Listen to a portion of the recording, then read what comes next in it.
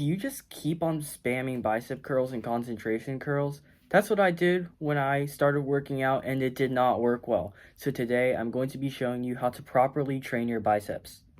So first of all, there aren't many exercises you can do without a dumbbell. So when you're training your biceps, make sure to just grab a dumbbell or something. Make sure to make it suitable. Don't make it too light and don't make it way too heavy, because if you make it too light, you're not going to grow a lot of muscle, and if you make it too heavy, you're just not going to have good form and it could cause injury. Well, anyways, guys, I don't want to keep you hanging here, but I do want to thank all of you guys for 100 subscribers. It is a huge milestone. Hopefully I'll get to 500 later. I'm not sure, but I'll keep on trying every single day. But without further ado, let's actually get into the video. For this first step on how to train your biceps properly is when you curl, you don't want to move your body at all, because then you're using other muscles to kind of get the dumbbell up, or you're just using your momentum from kind of, swinging around to get that dumbbell up.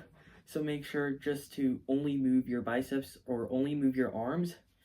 And yeah, that way you kind of get maximum growth. And also make sure to get that full extension on the bottom.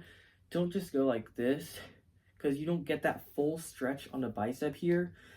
And what really makes muscle grow is when you stretch out the muscle fibers, so that if you eat more protein, the protein will kind of just repair the muscle fibers so it grows back even stronger. So make sure to do that full extension on the bicep. Don't just kind of stop at a certain angle, but also don't go 180 degrees. Do it like maybe 160 degrees to prevent like some tendon strains or anything. But if you're doing a bicep exercise, just make sure to not move your body, and also just to get that full extension down so you get that full stretch on your bicep.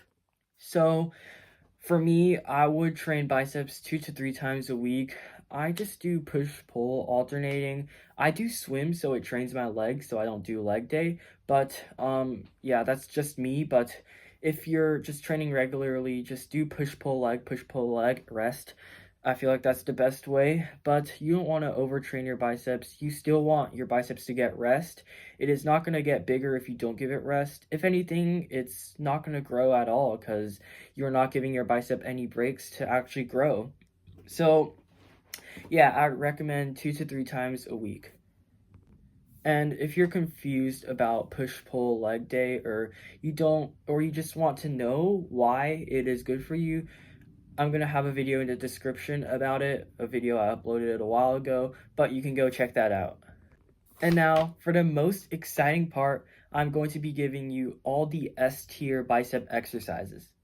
Alright, so the first exercise I want you to do is the preacher curls. It's basically where you just, put your armpit on the side of an incline bench and kind of do a bicep curl, except you go full extension and you get that full stretch. The only warning I want to give you guys is that make sure to use lighter weights so that you don't injure yourself. Sometimes people use heavier weights and they get that bicep tear thing. You can go look it up, but I'm not really sure. But don't injure your bicep. I don't know what will happen, but just make sure to use lighter weights. Preacher curls are just generally considered harder than normal bicep curls. Next exercise, it doesn't really involve dumbbells, but it is chin-ups.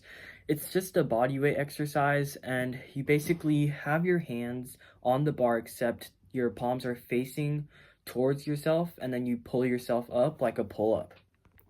I really don't know how it trains the biceps, but it does. I've gotten pretty big pumps from doing it, and especially if you don't have any equipment, chin-ups are going to be your best option. And the last exercise for your biceps that is also really good is the crossover hammer curls. So the last 2 exercises I showed you, they only train like the short head and the long head of the bicep, but these hammer curls, like the crossover ones, they build like bicep thickness, like for example, like this thickness, not like this thickness. Just do it for like the aesthetics. You don't want like a really thick bicep right here, but suddenly it's so skinny around here. you would ultimately want a very balanced bicep, so make sure to do crossover hammer curls for that good appearance. Well, anyways, guys, this is the video today. I wish you guys enjoyed it. Hopefully you learned something from it. Hopefully you can incorporate some bicep exercises into your schedule. But yeah, this is the video, and I'll see you guys next video.